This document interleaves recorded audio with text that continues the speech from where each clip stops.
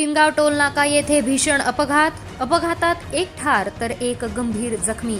Shine motorcycle आणि ट्रकचा भीषण अपघात। पावसामुळे बांधकाम बंद करून किनगावकडे शाईन मोटरसायकलवरून 2 मिस्त्री येत असताना ट्रक मोटरसायकल असा अपघात होऊन एक जण ठार झालाय तर एक जण गंभीर जखमी झाला असून अंबेजोगाई शासकीय दवाखान्यात दाखल करण्यात आलाय।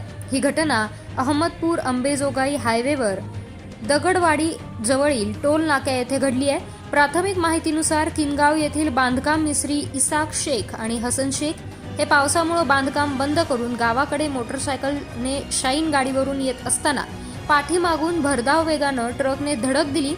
इसाक शेख वय वर्षे अंदाजे 40 हे जागीच ठार झालेत तर हसन शेख यांना अंबेजोगाई येथील शासकीय दवाखान्यात दाखल करण्यात आले।